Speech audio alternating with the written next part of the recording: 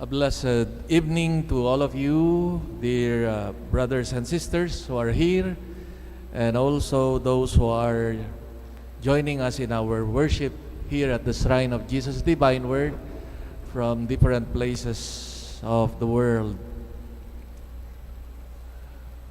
One of the sad moments every time I go home to my town in Ilocos is the realization that the familiar faces of old people are not there anymore.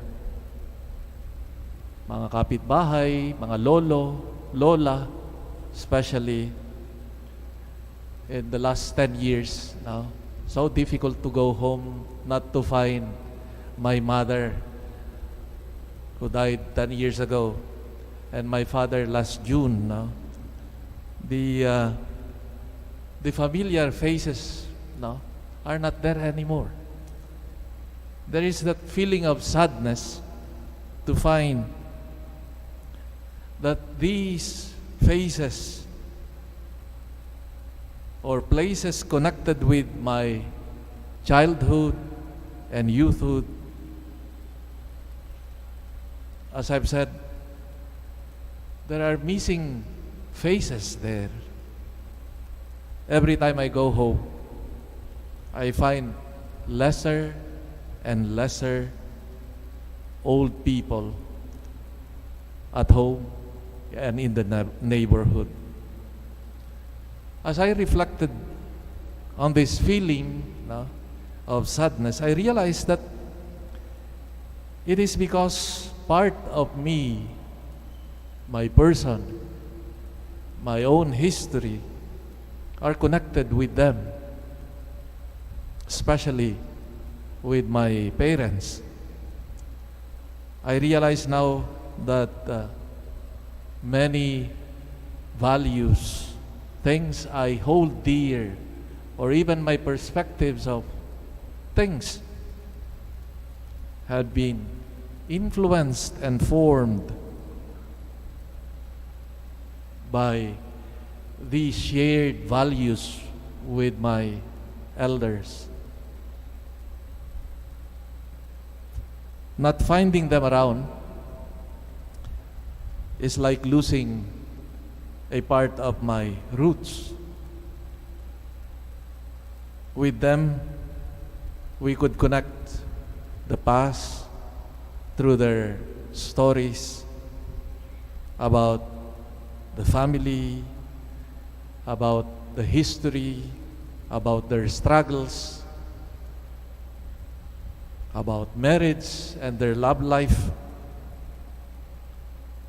My elders, my family, enabled me to better understand myself as a person and also as a believer.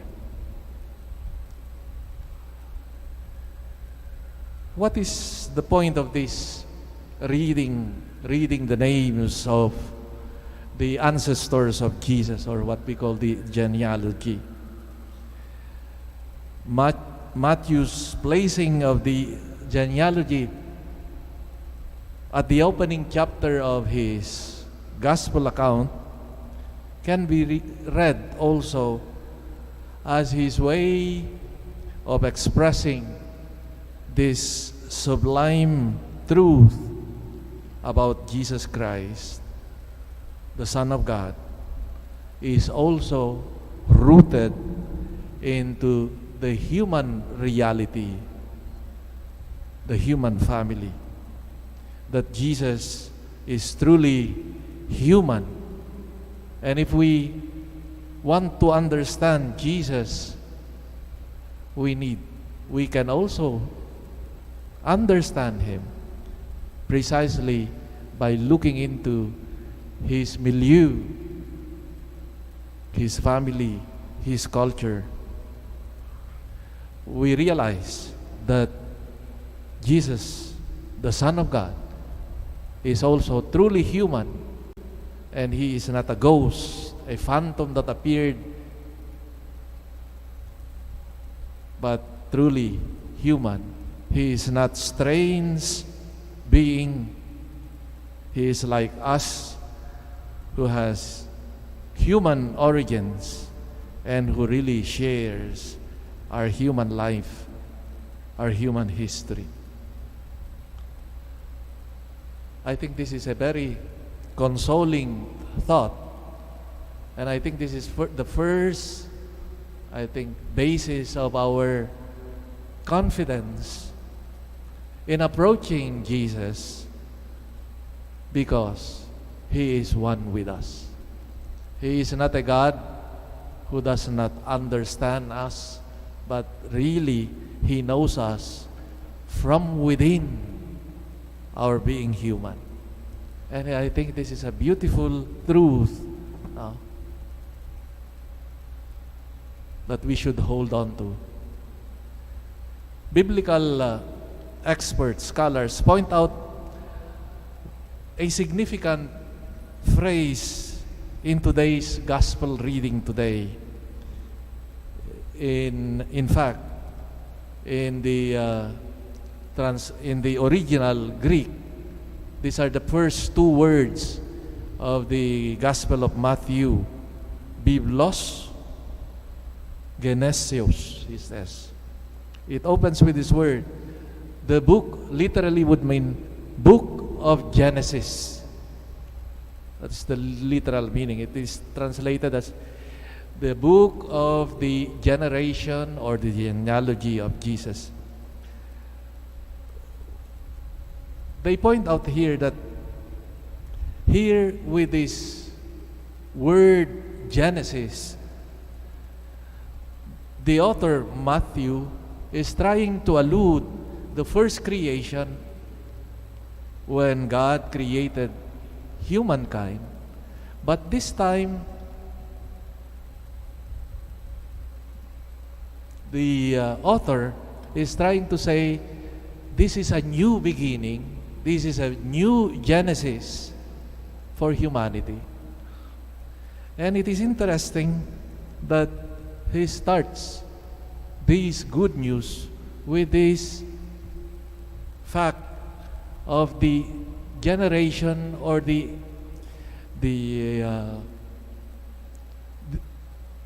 ancestors of Jesus, as if that God through Matthew is telling us that a new creation is now taking place, and it starts precisely with this history of people, ancestors of Jesus, who were not saints, who were not ideal men and women, ordinary men and women. Yet, this is where God starts in recreating humanity. A beautiful and consoling thought that God starts with what we have.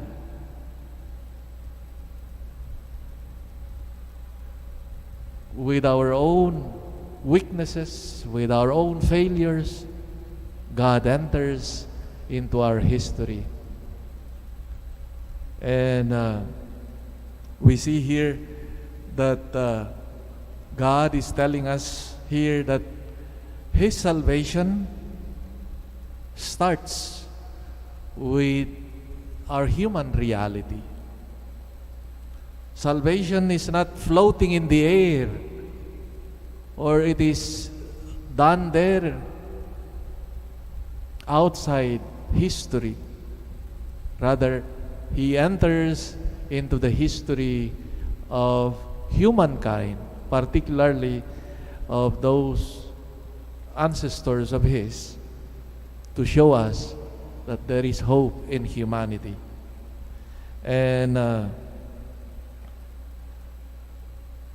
theology would later tell us, would put it beautifully, that grace is built on nature, meaning the work of God, of His redeeming love, starts with the reality of our humanity.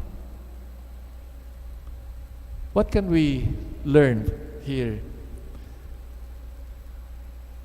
Our appreciation of our humanity. No? That we are rooted in our humanity, concrete humanity of our concrete family history with all its difficulties or maybe failures. Our appreciation of family, of culture, of tradition, no? Because these sustain us as persons or have formed us as persons. I think we need to rediscover, reaffirm our roots. And roots are connected with persons. Our elders, for example. I was surprised that my nephews know more stories about my father and mother because silang nag-alaga sa kanila. And I was so happy that things that I did not know about my parents, my nephews and nieces know them. And it is interesting and beautiful to listen to them. No? Maybe this is part of our being rooted into the beautiful culture that we have and traditions that we have as Filipino Christians. Our care for the elderly and try to listen to them, their stories. Nung namatay yung tatay ko, we were talking, sharing with my brothers and sisters. We had a question.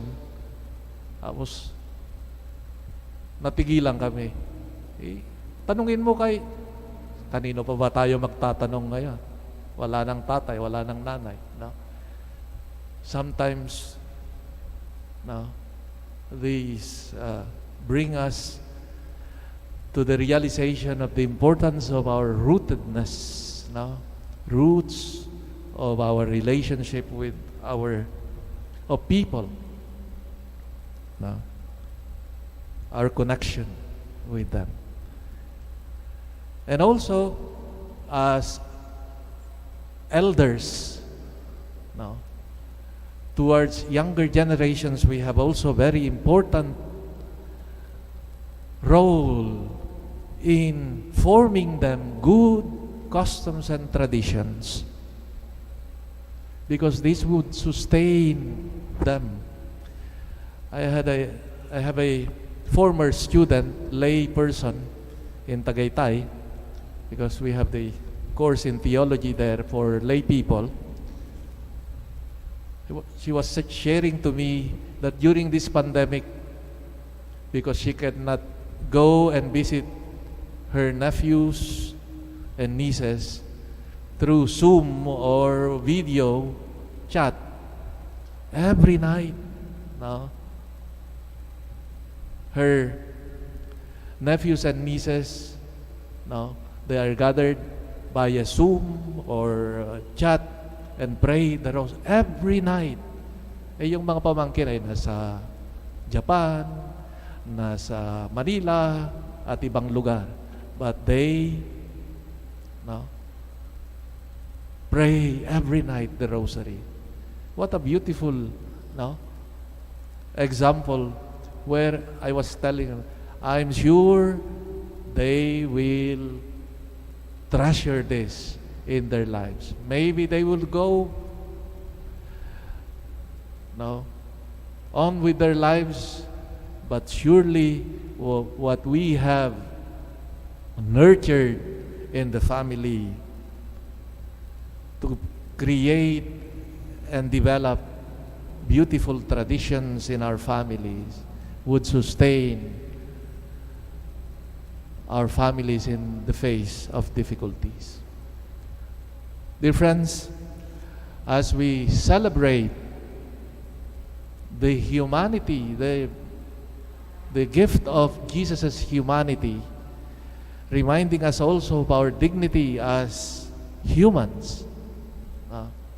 We are called to develop this, to grow, appreciate our roots, and also to bequeath good, beautiful traditions to younger generations.